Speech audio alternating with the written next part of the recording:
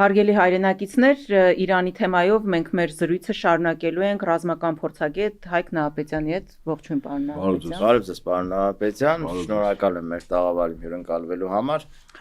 Խոսենք Իրանից, տարածաշրջանը Մերձավոր Արևելքը եռում է եւ հիմա շատերը փորձում են կանխատեսել, թե ինչ ավարտ կունենա, որը կհամարվի հաղթանակ Իրանի համար, որը կհամարվի հաղթանակ ԱՄՆ-ի եւ Իսրայելի համար եւ անընդհատ ինչ որ թիրախներ են փոխվում, թե Իրանի մոտ, թե Միացյալ Նահանգների, թե հրեաների մոտ, թե ինչը համարել հաղթանակ։ Երևի այդ հարցին պատասխանելը սկսենք այն բանից, թե ինչու հենց հիմա պայթեց այդ պատերազմը։ Նախ գնահատենք, ես արդեն որպես զինվորական խոսեմ, դա պատերազմ չի։ Դա կոնկրետ գործողություն է, որի նպատակն է Իրանում իրականացնել իշխանափոխություն, այն է այաթոլլաների կառավարման ինստիտուտը վերացնել։ Երկու փորձ եղավ անցյալ տարի հունիս, անցյալ տարվա դեկտեմբեր, այս տարվա հունվար ամիսներին։ Երկու փորձն էլ ձախողվեց։ Գործիքակազմն է տարբեր։ Իսկ հիմա հաջողություն կունենա։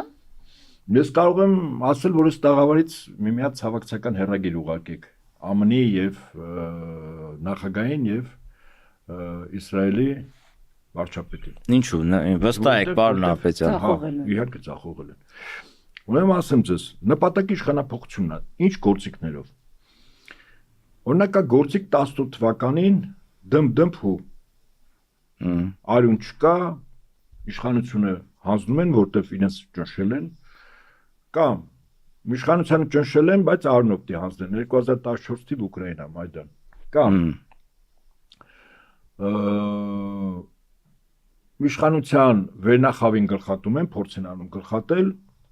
իրենց հաջորդները հանձնվում են, կամ սա եղավ անցյալ տարի հունիսին, գլխատեցին, իհարկե գերագույն հոգևոր առաջնորդին չսպանեցին, բայց բավականաչափ զինվորականներ վերնախավեց, հիմա կրկին գլխատել բարձրաստիճաններին, որը ստացվեց, հաստացի, եւ որից հետո ժողովրդի մոտ մի իրավիճակ առաջացնել, որտեղ իրենք ցանկանան, որ պատերազմը կանգնի ըստ պատերազմ չի, այսինքն հրթիռակոծում, ռմբակոծում, զոհեր, կորուստներ եւ այլն, իրենք տիպիկ արևմուտքը մտածում է իրենց ընկալումներով։ Այսինքն հակաիշխանական ցույցեր, ակցիաներ, այո, 5-րդ շարասյուն, 6-րդ շարասյուն, հասարակությունը ընդվզի իրենց մոտ։ Իրենք չափում են իրենց արշինով։ Օրինակ, արևմուտքը երկու բանակներ պատերազմում են։ Մինչև մարտի դաշտ մտնելը, ասենք, բանակը հաշվում է արևմուտքի, ինչ որ երկրի ասենք, Բրիտանիա, Ֆրանսիա, գլխականակով իրենք ասենք շատ քիչ են։ Ասենք 1.5 անգամ քիչ է։ Ասում ենք կրվենք, պարտվելու ենք, զոհվենք, գնանք հանձնվենք, մեկ շքերիկ վերցնենք, չճնշեն, հետո ասք թողնել է։ Այդ նիկոլական տրամաբանություն եք ասում, պարոն Նահապետյան։ Դա արևմտյան է, իսկ ինքը տաշվել է արևմտյան տրամաբանությամբ, իրեն տաշել են արևմտյան ուղղային կենտրոնները։ Արևելքը լրիվ այլ է, արևելքը ասում է չէ, հանձնվել չկա։ Սա կոչվում է զինվորականության մեջ մարտական ոգի։ Հիմա, այո, շատ ճիշտ նկատեցիք, լրիվ հակառակ եղավ, այսինքն առաջին օրը գլխատվեց երկրի ղեկավարությունը, հոգևոր առաջնորդը սպանվեց, զինվորականների ճնշող մեծամասնությունը ղեկավարները սպանվեցին, թվում էր թե տրամաբանորեն սպիտակ դրոշ բարձրացնեն։ Թարսիպես այդ սպիտակ դրոշը չգտան, կարմիր դրոշ մսկիթի վրա դրեցին, հատուցման եւ ռեժարության դրոշ եւ սրբազան պատերազմ ջիհադ հայտարարվեց։ Շիա մահմեդական աշխարհը այսօր ԱՄՆ-ին եւ Իսրայելին սրբազան պատերազմ է։ Դա ինչ է նշանակում, ինչպես է կոնկրետ դրսևորվում է ջիհադը։ Հիմա ջիհադը, ասենք, այսօր դրսևորում չունի։ Այլ որ Ամերիկայի փողոցներում, եվրոպական շատ երկրների փողոցներում սկսեն մեծ ու լուրջ պայթյուններ, պետական, կառավարական, ռազմական օբյեկտների ժամանակ հասկանանք ինչ ասել է ջիհադ։ Ահաբեկչական գործողություններ նկատի ունեն։ Յուրաքանչյուր իր գործիքով է պատերազմում։ Օրինակ, պատկերացրեք ԱՄՆ-ի նախագահի հիմնավորումը, թե ինչու այս գործողությունը սկսեց։ Ասում է, երկու անգամ ինձ ուզում էր սպանել այաթոլլա Խոմեյնին։ Այս կարծես անլուրջ է դա։ Առանց որևէ ապացույցի։ Հետո ասում է, այ իրենք են առաջինը հարձակվելու, մենք կանխարգելի ճարեցինք։ Չէ, իհարկե, դա անլուրջ է, մեղմ ասում։ Դե հիմա եթե այս մարդու դրան գումարած ռազմական գործողությունը սկսել առանց կոնգրեսի հավանության։ Իսկ այս մարդը թքած ունի ոչ միայն միջազգային իրավունքի վրա, այլև սեփական օրենքների։ Կոնգրեսը չի հաստատել այս գործողությունները, համար կոնգրեսում դեմոկրատները գործընթաց են սկսելու։ ՆԱՏՕ-ն էլ կարծես պարակտվեց այդ առումով, չէ։ Ինքը ՆԱՏՕ-ով չի գնում։ Չէ, բայց դաշնակիցներ էին, չէ, ենթադրվում։ Հիմա ինքը ասում են, ինձ պետք է օգնի, բայց ՆԱՏՕ-ն ասում է որոշում կա։ Չկա որոշում։ Այս մարդը ասում աշխարհի տերը ես եմ, ինչ ասում եմ պետք է արվի։ Իսկ հիմա պատասխան գործողությունը դեռևս Իրանը չի գնացել դրան։ Իրանը շատ գործիքակազմ ունի, ոչ միայն ԱՄՆ-ի, ոչ միայն Իսրայելի, ոչ միայն արաբական աշխարհի ծոցի երկրների, այլև Եվրամիության երկրների, որոնք փքված հնդուհավի նման հիմա կպնում են այս գործին։ Իսկ ինչու է հապաղում, ինչով է պայմանավորված։ Որովհետև ինքը հաշվում է հետևյալը. ԱՄՆ-ի Իսրայելի նպատակը իշխանափոխություններ եւ հանձնվելը։ Իշխանափոխության փորձը չեղավ։ Հա, սպանվեցին, բայց տեղը փոխարինողներ կան։ Երկրորդ ժողովուրդը եւ իշխանությունները առավել միավոր են։ Երրորդ հիմա Իրանը փաստացի ոչնչացնում է բոլոր այն պոտենցիալ իր մրցակիցներին, որոնք ունեն իր դեմ ուղղված ռազմական միջոցներ։ Այն է ԱՄՆ-ի ռազմաբազաները 15 պետությունում։ Իր համար խնդիրը ոչնչացնում է իրավական հիմք ունի, չէ՞, հիմա եւ բարոյական։ Պարոն Ահապետյան, իսկ Նախիջևանի վրա որ անօթաչուներն են ընկել, այդ պատահականություններ թե Դե չգիտեմ որտեղից, նախով ասում որ իրանական անօթաչու է։ նույն այդպես են հայտարարում։ Դե հիմա հայտարարելով չի, պաշտոնական Իրանը չի հայտարարել նման բան։ Կարող է իսրայելականն է։ Նախիջևանից բարձրացել է Նախիջևանի վրա ընկել է։ Հիմա ասեմ, ուրեմն քանի որ այս պահին առաջին պլանը չաշխատեց, այսինքն հանձնվել, իշխանափոխությունը, ինչ որ Տրամպը ասում էր, ոչնչացրել են։ Ուրեմն դրանց պատերազմի նախարար կա, չէ՞։ Ինչ որ ժամանակ բանակում ծառայել է, հերոստա հաղորդավար եղել, շոում են։ Հիմա ասում է մի Սուզանավ են խփել։ Սուզանավ թե այդ տիպը։ Սուզանավ են։ Ասում է Իրանի ռազմածովային ուժերը ոչնչացված են։ Թրամփն էլ ասում։ Աշկես դրանք Զելենսկու կոկայինից են օգտագործել, հաստատ։ Հարգելիս 18 հատ լրջագույն Սուզանավ ունի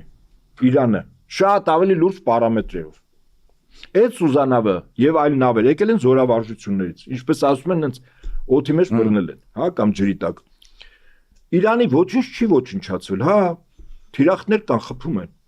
Հիմա ԱՄՆ-ի պահ, եթե մենք նայենք, թե ԱՄՆ-ը ինչ է, բոլոր ռազմաբազաներն Իրանը խփում է, 15 պետություն։ Բայց Թրամփը ասում է Բարենում ոչնչացրել է այն հակահրթիռային եւ հակաօդային պաշտպանության համակարգը, որը ոչ միայն ծոցի երկրներն էր, 5000 կիլոմետր մինչև Եվրոպայինն այն։ Պարոն Ահապետյան, Թրամփը ասում է հիմա Իրանի հրթիռները կվերջանան։ Այդ ինքը հաշվել, հա, լուրջ։ Դե ինչքան նման է Տրամփն ու Նիկոլը, լսի, երկուսն է փուչիկ։ Լուրջ եմ ասում։ Դու որտեղից եք հաշվել, ինչքան հրթիռ կա։ Մեկը լենել աշխարհի ամենաուժեղ հետախուզությունը ունեցող երկիրը այդ բան էլի փուչիկ են էլի դատարկություն հիմա սա հիշում եք ասում եմ ես խփում եմ որտեվ սա 5 րոպե պակաս միջուկային զենք ուներ այն արդեն ստեղծել էր ճիշտ է բայց Բենյամին Նեթանյահուն 15 տարի է արգելիս մի րոպե ասում էր Տրամփը հիմա ասում է հաստատում եք չէ՞ իմ ասած որ ինքը ասում է դե ամեն օր մի բան ասում է չէ այս կոնկրետ որ ասում է միջուկային զենք է ստեղծել Իսկ անցյալ տարի հունիսին 12 օրվա ռազմական բախման ժամանակ ասեց մենք վերջին 2 օրում ոչնչացեցինք Իրանի միջուկային զինանոցը ասել այդ էլ ասել այսինքն եթե ոչնչացել ես այդ մարտիկ 6 ամսվա մեջ այդ ինչ միջուկային զինանոց են ոչ այն ժամանակա ոչնչացել ոչ էլ հիմա ոչնչացրել եւ հետեւաբար ես միտքս ավարտեմ հետեւաբար այն ինչ որ ասում է ԱՄՆ-ը եւ Իսրայելը փուչիկներ են Պարոն Ահապետյան, լավ, այդ հասկանալի է, ընդհանուր կոնյուկտուրան, հա, համաշխարհային Հիմա պլան B-ն են անցել, պլանն ձախողվել է, չեք ուզում իմանալ պլան B-ն որն է Ուրեմն գազը թանկացել է, այդ պլան B-ի մեջ է, նավթը Գազա, նավթա, այդ թող բիզնեսմենները հաշվեն, ես ուրիշ բան եմ ասում Իրենք հասկացան, որ հրթիռակոծել, հրետակոծել, ոչնչացնել երեխաների թիրախավորված դպրոցը հարվածել որ ծիսական կարգով զոհաբերություններ ասեմ ձեզ ուրիշ բան չկա դա զոհաբերություններ ծիսականով ընդ որում ահա հрьяաների կողմից հрья չի Իսրայել պետության սիոնիստների կողմից դրանք տարբեր բաներ են սխալվեցի հիմա այսօր հрьяաները բանը Իսրայելի գերի են սիոնիստների վարչակազմին։ Իդեպ Իրանի ղեկավարությունը երբեք հрьяաների դեմ ոչինչ չունի, ոչ էլ Իսրայել պետության։ Միշտ նշում է սիոնիստական վարչակազմ, ես շատ ճիշտ եմ նշում։ Հիմա պլան Ան չեղավ, եղավ միավորում, ժողովուրդ, կանգնած են, մարտունակ են, կռվելու են։ Զորակոչ էլ չի եղել, զորակոչ նշանակման երկու օրվա մեջ 2 միլիոն 40 ժամ 2 միլիոն մարդ։ Այսօր 750,000 Իրանի բանակ։ Պլան B-ն հետևյալն է, անջատողական տրամադրություններ սկսեն գեներացնել։ Առնվազն 3 էթնիկ խումբ կա, թեև Իրանում չկան ազգային փոքրամասնություններ ձևակերպում կան կրոնական, բայց այնուամենայնիվ էթնիկ խմբեր կան։ Օրինակ ադրբեջանցիները, բելուջները, ազերիները, բելուջները եւ քրդերը։ Քրդերը ոնց որ ասում են արդեն անցել են սահմանը։ Իրաքի ես դրա համար եմ ասում։ Իրաքում քրդերը Բարզանին, որը Էրդողանի բիզնես պարտներն է, եւ Իրաքի նավթի Մոսուլի Կիրկուկի հիմնական առևտուրանողը Էժանգնով առանց հարկեր տալու բիզնես անում Թուրքիայի։ Հիմա դեռ քրդերը մարադրամ են օգտագործել ինչպես Սիրիայի քրդերը։ Բայց մի անգամ քաշեցին, քրդերին ամերիկացիները։ Հայերին ինչքան քաշեցին, նույնիսկ 15 թիվը գլխի մեզ չբերեց։ Չէ, բան եմ ասում ես։ Հիմա նույնը մեր վիճակի մեջ ընկել են քրդերը։ Ես իսկապես իրանք օգտագործում են։ Հիմա այդ քրդերը որ փորձեն, ասենք Իրաքից հարվածել, այդ քրդերին արյան մեջ կխեղտի Իրաքում շիա մահմեդականների 400,000-ից ոստիկանությունը, որը բանակա ոստիկաններ չեն։ Բայց եթե այդ քրդերը այնքան կարճամտություն ունեն, որ փորձեն Իրանի սահմանի նկատմամբ ոտնձգություններ անեն, որտեղ մյուս կողմում են քրդեր, այսինքն գործողություններ, նորից եմ ասում, արյան մեջ կխեղտեն։ Բայց ոնց որ գրում են, բայց հաստատված չէ, որ անցել են սահմանը։ Տրամաբանության մեջ մտման Նախիջևանի այդ դեպքը։ Որտեւ եթե գործողությունը սկսում է, այսինքն անջատողական տրամադրություններն են գեներացնելու պլան B-ով։ Դա միայն քրդերը չեն։ Նորից եմ ասում, բելուջները, որոնք Պակիստանի սահմանում, փուշտունները, որոնք Աֆղանստանի սահմանում երկու կողմ կան, եւ ազերիները, որը Ադրբեջանում կա։ Իմ կարծիքով Նախիջևանի այս միջադեպը, որտեղ գեներացնում են, հա, տրամադրություն, տես, հենապարսիկները խփեցին, զոհեր կան եւ այլն։ Ֆոնը ստեղծում էլ ինֆորմացիոն։ Պարոն Նահապետյան, հա, կամաց մոտեցանք մեր տներին կոպիտ ասած, հա։ Հիմա տեսեք, Հայաստանի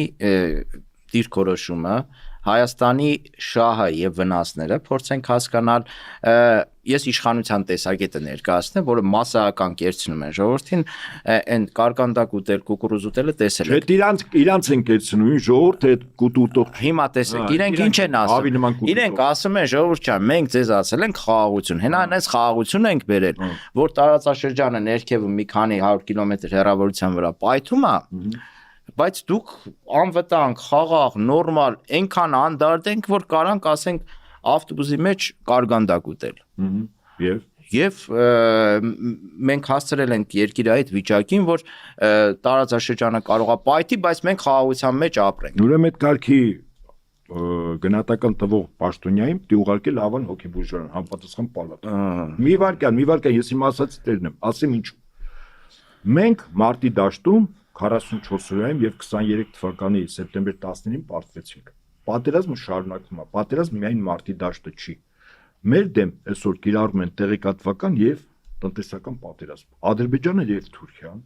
այսօր կոնկրետ նպատակ է դրել Հայաստանի Հանրապետության լուծարման։ Լուծարման երկու ճանապարհ կար։ Առաջինը, երբ որ զինված ուժերը մտնեն քո երկրի մայրաքաղաքը գրավում են,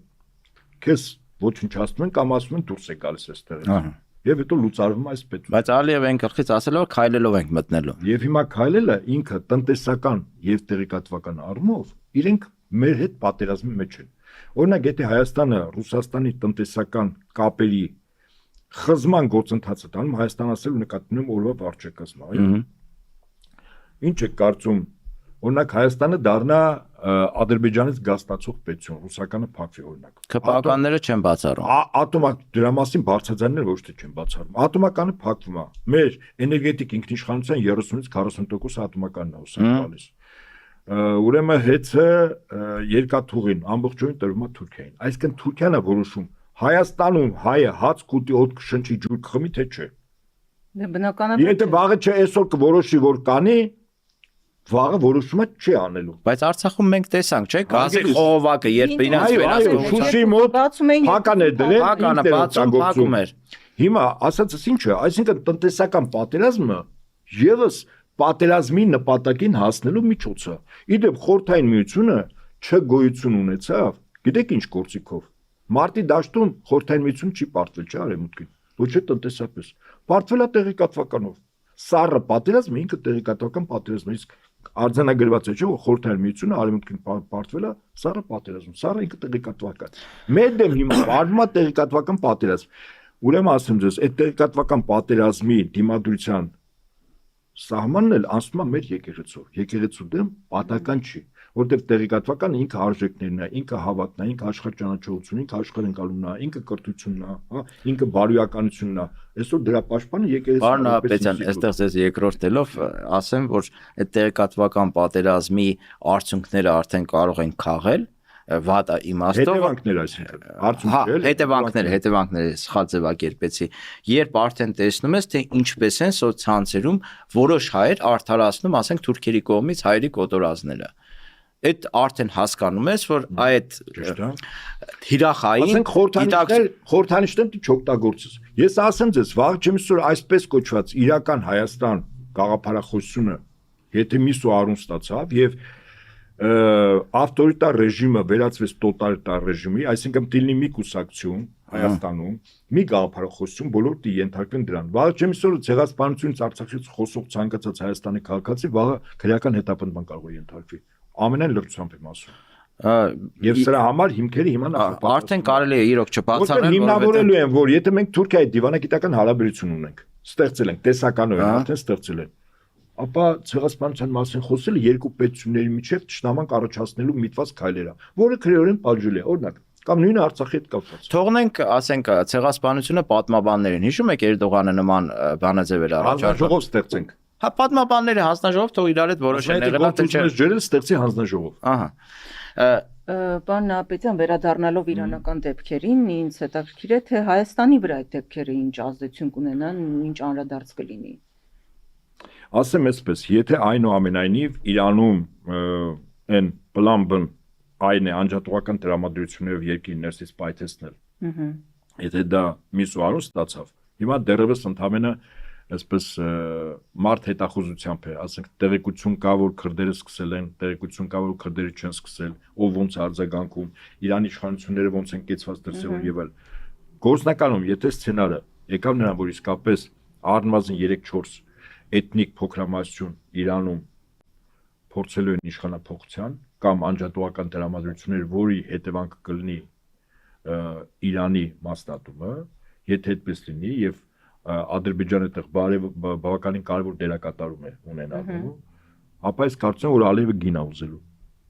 այդ արկածախնդրության։ Եվ այդ գինը Հայաստանը ամբողջությամբ, այո, ամբողջությամբ, սա Սյունիքը չի։ Ուրեմն ասեմ այսպես, հա սեպը թուրքական աշխարհի ցամաքային սահմանը դա Սյունիքը չի խրված, դա Հայաստանն է։ Եթե ուշադրություն դարձնենք, Հայաստանի չգոյությունը դա ոչ միայն Թուրքիայի եւ Ադրբեջանի շահերից է բխում, դա Բրիտանիայի շահերից է բխում, որտեղ նախկինում բրիտանա-թուրքական պրոյեկտն է Թուրանը, հիմա Ամերիկա-թուրքական պրոյեկտ է Թուրանը եւ Հայաստանը ամբողջովին, այստեղ կարող է պետություն լինի Հայաստան, բայց հայ չլինի։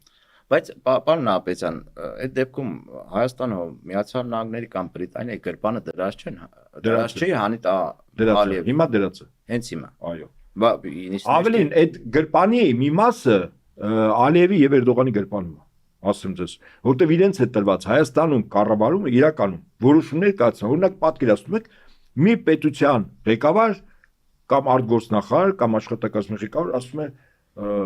ինչ որ մի այլ երկրում դի սահմանություն փոխվի, որտեղ ճիշտ է դա է։ Աբսուրդ է, չէ՞։ Դա ներքին գործերի միջամտություն է։ Չէ, սրանք փոխում են, չէ։ Սրանք փոխում են։ Ասեմ ձեզ, Ալիևը ասում է 5000-ից ավել 88-94 թվականներին Ադրբեջանի քաղաքացի է կորել ուրա։ Բա ամենաբարձր ացիաներից այդ ունայ Վաշինգտոնից ուր են այդ մարդիկ։ Հետապնդումներ, բացահայտումներ, մի 50000 հայ ցուցակ է տալու։ Ոսելով այս սրանք են արել։ Ես էլ ասեմ այդ ցուցակը ոնց է կազմելու։ Դնելու է ուրեմն կառավարական եւ գերատեսչական շքանշաններ, մեդալներ ստացած Հայաստանի քաղաքացիների ցուցակը, որ հրապարակաբաց միշտ տպվել է, ասել են այս սրանք են, այսինքն զինվորականները եւ կամավորները։ Ասում այս սրանք են բոլորը սպանում։ Նախկին նախագահներն էլ գլխավորելու են այդ ցուցակը։ Եթե մենք այս ամեն ինչը լուրջ չենք ընդունում, Ավելին ասեմ ձեզ։ Չէ, ինչ որ տեսել եք, Ալևը, դժվար չէ, Ալևը դժվար է բարբերաբար լուրջ ասում է, ընդունել։ Հայաստանն իրենց հայրենիքն է, չէ՞։ Այդ երբ է իրենց հայրենիք եղել։ Չէ, հիմա լուրջ ենք նայում։ Եվ կամ ասելու ենք այդ մարդը դատարկախոս է, ոնց որ իր գոլեգան Հայաստանում, ոնց որ իր գոլեգան, ասենք, Միացյալ Նահանգներում կամ Իսրայելում, կամ դատարկախոս չի, հիմքեր ունի։ Ես ասեմ, հիմքեր ունի, իսկ հիմքը գիտեք որն է։ Ադրբեջանում 2011 թվականից հող է նախապատրաստել եւ գաղափարական եւ գիտական եւ քարոզչական եւ կրթական, որ Ադրբեջանը իրավա քաղաքական ժառանգորդն է 1502-1736 թվականների Պարսկաստանում Սեֆյանների ժառանգությանը։ Այն շահերի ժառանգությանը, որի ժամանակ Շահ Աբբասի 1600-2606 թվականներին այստեղից հայերին քշեցին ուղակի Իրան, այնտեղից բերեցին ազերիներին այստեղ։ Երբ դատարկվեց Արևելյան Հայաստանը, այո, շատ ճիշտ է։ Այստեղ երբ որ Ռուսաստանը 1828-ի Թուրքմենչայով հետո Նախիջևանի Երևանի խանություն էր ազատագրում, հայ չէր մնացել։ Մի 15-20 հազար հայ են մնացել։ Հիմա սա ինչ եմ հետո այդ բալանսը արևմտայերով լրացրեցին։ Այո, հիմա ինչ եմ ասում, որտեղ իրականությունն է, որ Ալիևը ասում է այս տարածքը այդ թունայով ամբողջ հարավային Կովկասը, դա Սեֆյանների ժառանգության ժամանակ իրոք իրենց նա եղել։ Իսկ իրավական եւ քարոզչական հողը գիտեք ով է նախապատրաստում Ալիևի այդ գործընթացին 2011 թվականից Վատիկանը 2011-ից Գիտությունների ազգային ակադեմիան թույլ է տվել հնարավորություն է տվել Ադրբեջանի ղեկավարներին Վատիկանը որ գնան փակ արխիվներ ուսումնասիրեն բայց այդ ամեն մարդու թույլ չեն տալիս այդ դա արխիվներին պայմանավորվածություն է եւ Ադրբեջանը այնքան բարեգործ է որ բական լուրջ գումարներ են դրում Վատիկանում եւ իր երկրում կաթոլիկ եկեղեցիներ է բացում։ Չէ, վստահաբար ասում եմ, սա պետական մակարդակով հիմք է նախապատրաստել։ Օրինակ Ալիևը երբ որ ասում էր Դերբենտը մեր հայրենիքն է, այստեղ ես հիշում եմ արձագանքներ, ասում այս մարդը խելքը գցել է։ Ասում հարգելիներս, մի հատ մտածեք, այս մարդը ինչի հիման վրա է ասում Դերբենտ։ Ահավասիկ Սեֆյանների ժառանգության ժամանակ Դերբենտը եղել է այդ կայսրության մաս։ Մարդը հավակնություն ունի։ այդ դեպքում նաև Վրաստանի նկատմամբ Իհարկե, այո, շատ ճիշտ է։ Բայց ամբողջ խնդիրն է, որ այդ Սեֆյանների ժառանգության ժամանակ մայրաքաղաք եղել է կամ Սպահանը կամ Թավրիզը, բայց ոչ Բաքուն, բայց դա էական չի։ Ասում մենք ենք հիմա դրա ժառանգորդը։ Եվ ինչու է դա արվում։ Ստեղծվում է Ռուսաստանի եւ Իրանի դեմ ուժային երկրորդ բռունցքը։ Եթե առաջինը թուրքական պետությունների կազմակերպությունով է ստեղծվում, որը արդեն ունի ընդհանուր բանակ, բանկ այբուբեն, մշակույթ, պատմություն եւ այլն, ստեղծվում է հիմա երկրորդ ուժային կենտրոնը Ադրբեջանի առաջնորդությամբ, եթե առաջինում Թուրքիան էր, հիմա Ադրբեջանը 8 միլիոն 9 միլիոն ադրբեջանցի, 15-20 միլիոն Ատրպատականում ապրող ադրբեջանցիներ, մի քանի միլիոն Ռուսաստանում եւ Միջինասիական Հանրապետությունում, դες 40-50 միլիոնանոց ադրբեջանական շիա մահմեդական մի բռունցք, որ անհրաժեշտության դեպքում պատրաստվելով ունի մոտիվացիա, որ վերականգնում այս տարածքում իրենց պատմական ժառանգությունը եւ արդարությունը, այո, ճակերտավոր եւ խնդիրներ ու պահանջներ ունենալու եւ Իրանից եւ Ռուսաստանից։ Վերջին հարցը եւ ավարտենք, պարոն Նահապետյան։ Լավ, եթե ասում ենք գրպանները դրած է, հա, Հայաստանը մի մասով, Միացյալ Նահանգների, Բրիտանիայի, Թուրքիայի եւ Ադրբեջանի հունիսի 7-ին ընտրություններ են սպասում։ Եթե գրպանը դրած է, այդ դեպքում չեղա որ կանխորոշված են ընտրությունների արդյունքները, թե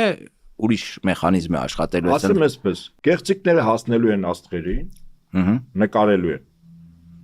Բայց ես գտնում եմ, որ սովորաբար օկուպացված տարածքները ընտրություններով չեն ազատագրում։ Ես այդ սկզբունքը պատմությունից է գալիս, միշտ դրա մասին բարձրացել եմ։ Ընտրությունը հիմա միջոց է մեր ժողովրդի առողջ ուժերին, մեր երկրի քաղաքացիներին կոնսոլիդացնելու, ցույց տալ, որ օկուպացված իշխանությունից ազատվելու գործընթացը կոչվում է ազգային աստղագրական պայքար։ Հիմա հնարավորություն է հունիսի 7-ին, որպեսզի մեր ժողովուրդը հունիսի 7-ին կոնսոլիդացվի, գնա ընտրությունների, իմանալով որ կեղծելու են, ես ասում եմ, ակնհայտ կեղծելու են, բայց հունիսի 8-ին ցույց տա, որ ինքը տերա իր ձայնին։ Այսինքն իրականում, այո,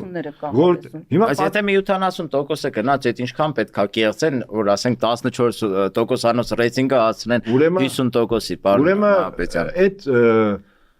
մեր հաղորդման սկզբից ես Տրամպի մի երկու մտքի մասին ասեցի, չէ՞ որ Իրանին ասում էր իմ դեմ հափորձ, հետո իրենք էին սկսում, ես կանխարգել։ Ակնհայտ սուտ է, չէ՞։ Այն ասում է խաշած ավի ծիծաղնել է գալիս։ Կանեն մի մտածեք, ես ասում եմ, մեր ժողովրդի մեծ թվականակով ընտրությունը նշանակում է հունիսի 8-ին 100,000-ավոր մեր երկրի քաղաքացիներ փողոցում իրենց ձայնն են պաշտպանելու։ Եվ սա է երաշխիքը, որ ինչքան էլ որ կեղծեն, ինչքան էլ այլանդակություն անեն, հունիսի 8-ին ժողովուրդը ինքը տերալնելու իր ձայնի իրավունքին։ Հիմա ինձ ասում են, բա իդեպ այդ նույն հարցը տալիս են, բա Ամերիկա, Թուրքիա, Ադրբեջան, Եվրամիություն, այս բոլորը իր կողքին են կամ իրանցն է։ Բայց ոնց ենք հաղթելու, ես միշտ օրինակ եմ բերում։ Աշխարհի ամենա սպառազեն եւ մոտիվացված բանակներից Իսրայելի բանակը Ցախալը 3 տարի առաջ փորձեց 1.5 Երևանի տարածքի չափով Գազայի հատվածում 2,400,000 ժողովրդին ֆիզիկապես